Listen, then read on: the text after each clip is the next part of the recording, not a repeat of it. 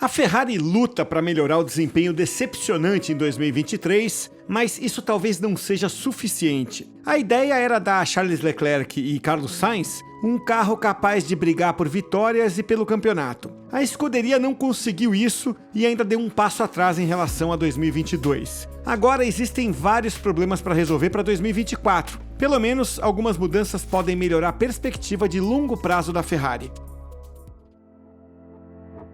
A Ferrari trocou de chefes de equipe pela quarta vez em menos de uma década, com Fred Vasseur substituindo Mattia Binotto. Vasseur assumiu uma Ferrari competitiva em 2022, mas viu as disputas por títulos desmoronarem por vários problemas, incluindo baixa confiabilidade, erros da equipe e dos pilotos. O carro da Ferrari nesse ano não é tão competitivo. Após 12 corridas, ele soma 191 pontos contra 314 na mesma fase do ano passado. Nenhuma vitória e só 3 pódios em 2023. A Ferrari está em quarto no Mundial de Construtores, 56 pontos atrás da Mercedes e atrás até da Aston Martin. Sem contar a distância para a Red Bull, de quem a Ferrari não conseguiu chegar nem perto, mesmo tendo um carro mais rápido em boa parte da temporada passada. Mas a Ferrari tem sido, ou pode ser mais rápida do que os resultados mostram. Também por isso tem sido um ano frustrante. A equipe está numa posição ruim para quem tem, em média, o segundo carro mais rápido do grid. Fica no ar uma sensação de oportunidade desperdiçada por motivos semelhantes. Leclerc perdeu o terceiro lugar na primeira prova do ano por uma falha e ainda levou punição no GP seguinte.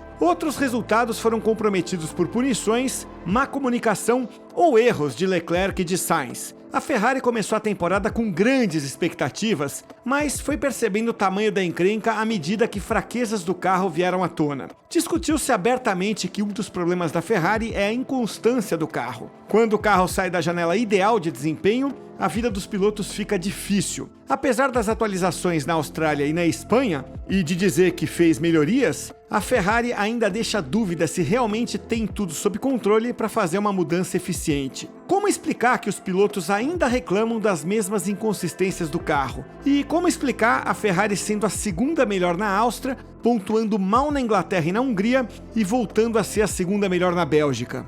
Os altos e baixos podem ser explicados assim. O pelotão atrás da Red Bull é equilibrado, o que exige que as equipes desse grupo façam um trabalho quase perfeito. Com tanta gente brigando, como Mercedes, Aston Martin, Ferrari e agora a McLaren, é fácil largar como candidato a pódio, errar e terminar sem pontuar. E a Ferrari já errou várias vezes, com problemas de comunicação e más decisões de estratégia de corrida. Vasseur tem empregado uma melhor comunicação desde o início, mas houve momentos de tensão, como quando Leclerc foi punido de bobeira em Mônaco por atrapalhar no qualifying.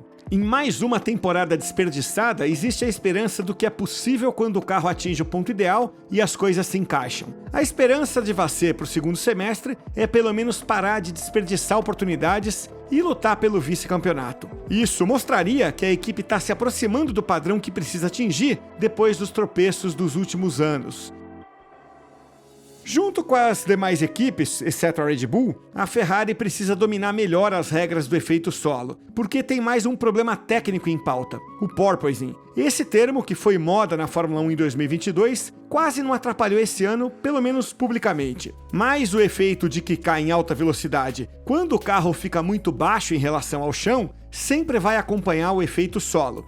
Então foi significativo Vasseur dizer que o porpoising impactou a Ferrari. Ele deu a entender antes das férias de agosto que alguns movimentos no túnel de vento funcionaram, só que o carro precisou andar com uma altura maior em relação ao solo. Começou a quicar e, de repente, o avanço da performance foi perdido. Isso reforça a necessidade de melhorar o quadro técnico da Ferrari. Vasseur percebeu isso desde o início e tem trabalhado nos bastidores. Ele tem falado pouco desde os rumores de pessoas deixando a Ferrari no início do ano. As saídas de pessoas como Davi Sanches foram minimizadas com o argumento de que ele não era uma figura essencial nem eficiente como head do conceito do carro. A teoria contra Sanches no paddock é que a Ferrari começou 2022 bem, mas não progrediu e está estagnada em 2023. Por isso, o conceito não tinha potencial suficiente. Sainz está indo para a McLaren, que diz o contrário. Ele foi uma figura importante para todas as Ferraris vencedoras na era dos motores híbridos. Por isso, é um grande reforço. É curioso como os dois lados veem essa questão de maneira tão diferente. Ainda assim, a Ferrari tem vagas abertas. Continua associada à contratação de pessoas da Mercedes e da Red Bull. Espera-se que a primeira grande aquisição seja Loic Serra, da Mercedes, mas não antes de 2025. Serra não foi mencionado pela Ferrari e ninguém vai comentar as negociações. Ele é diretor de performance e um dos engenheiros mais importantes da Mercedes. É especialista em dinâmica de carros e na interação entre pneus e suspensão, uma relação crucial num carro de corrida. Também foi especulado na Alemanha que Serra poderia ajudar Vasser a atrair um terceiro francês, Pierre Varin, diretor técnico da Red Bull. Enquanto Adrian Newey recebe a maior parte da atenção do público pelo sucesso da Red Bull, a contribuição de Varin é bastante subestimada. Mas ele é muito valorizado dentro da Red Bull e aparentemente expressou o desejo de ficar na equipe no início do ano. Foi quando se falou pela primeira vez que a Ferrari tinha tentado contratar vários técnicos importantes da Red Bull.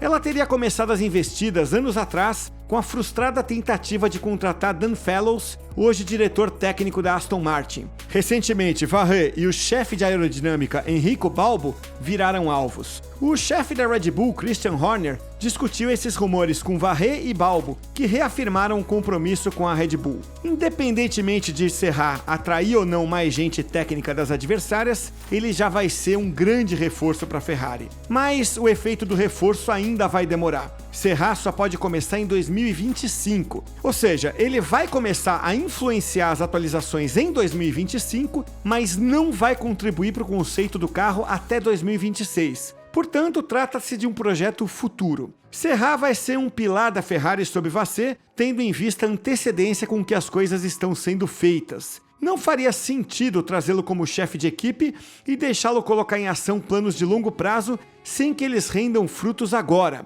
e depois ter que reiniciar o processo com outro líder que possa ter um plano diferente.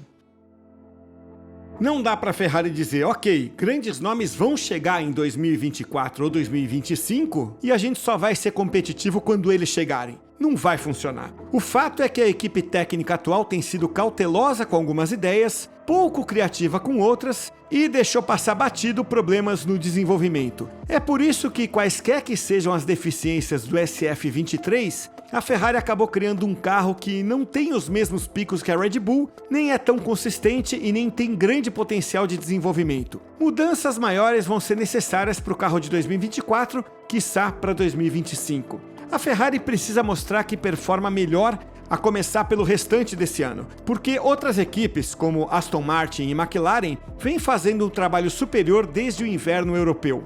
A Mercedes é melhor em maximizar o potencial dos pacotes a cada fim de semana, ainda que também tenha ficado abaixo das expectativas. Toda a equipe enfrenta a mesma limitação de teto de gastos. E, em maior ou menor escala, elas enfrentam também restrições de testes aerodinâmicos. Mas não se trata apenas de dinheiro e tempo no túnel de vento. Trata-se também de escolhas feitas durante a temporada, de quais brechas é possível explorar dentro das restrições que essas escolhas impõem e se a equipe consegue entender e resolver os pontos fracos. Seja qual for a combinação que impede o progresso nessa temporada, a Ferrari sabe que não vai melhorar 4 ou 5 décimos de uma corrida para outra, tipo a McLaren quando faz um bom upgrade. O desenvolvimento do carro de 2023 ainda é importante. Um dos problemas é que o carro da Ferrari parece ser o mais temperamental entre as equipes maiores. A sensibilidade a diferentes condições não poderia ter sido resolvida com upgrades nos anos anteriores. Existe um consenso entre os analistas de que a escuderia sofre com problemas nos elementos-chave do design. No fim das contas, com as escolhas que a Ferrari fez no ano passado e manteve para esse ano,